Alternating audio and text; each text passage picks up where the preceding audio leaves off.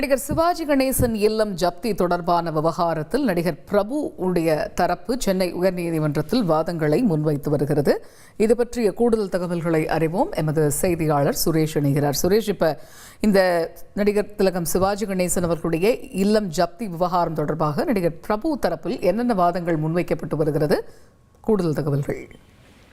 வணக்கம். நடிகர் சிவாஜி கணேசனின் பேரனும் நடிகருமான துஷ்யந்த் ஒரு ஈசன் ப்ரொடக்ஷன்ஸ் என்ற ஒரு நிறுவனத்தை ஆரம்பித்து அந்த நிறுவனத்தின் மூலமாக ஜெகஜால கில்லாடி என்ற ஒரு படத்தை தயாரித்து வந்தார். இந்த படத்துக்காக தனபாக்கியம் என்டர்பிரைசஸ் என்ற நிறுவனத்திடம் 3,74,00,000 ரூபாய் கடன் பெற்றிருந்தார். இந்த கடன் வட்டியோடு சேர்த்து 9 கோடி ரூபாய் திருப்பி கொடுக்க வேண்டிய சூழல்ல இந்த பணத்தை வசூலிக்க கேட்டு தனபாக்கியம் நிறுவனம் தரப்புல உயர்நீதிமன்றத்தில் வழக்கு தொடரப்பட்டது. இந்த வழக்கு பிறகு சமரச தீர்வு மையத்துக்கு அனுப்பப்பட்டது. அங்க இருதரப்பினருக்கும் சமரசம் செய்து வைக்கும் போது அந்த படத்தினுடைய உரிமைகள் அனைத்தையும் இந்த தனபாக்கியம் நிறுவனத்திற்கு வழங்க வேண்டும் என்ற ஒரு உத்தரவும் பிறப்பிக்கப்பட்டது.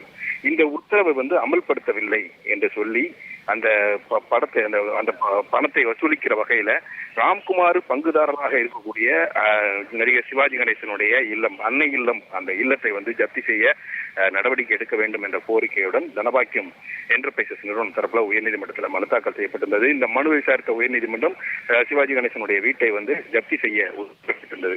இந்த நிலையில இந்த ஜப்தி உத்தரவை நீக்க வேண்டும் என்ற கோரிக்கையுடன் நடிகர் பிரபு தரப்பிலும் மனு தாக்கல் செய்யப்பட்டது. இந்த மனு நீதிபதி அப்துல் குத்தூஸ் முன்பு இன்றைக்கு விசாரணைக்கு வந்தது. அப்போது பிரபு தரப்பில் ஆஜரான வழக்கறிஞர் இந்த விவகாரத்தில் 3ஆம் நபரான தன்னுடைய வீட்டை ஜப்தி செய்ய நீதிமன்றம் உத்தரவிட்டிருக்கிறது. ஏன்னா இந்த வீடு ஏற்கனவே என் பெயருக்கு எழுதி வைக்கப்பட்டிருக்கிறது.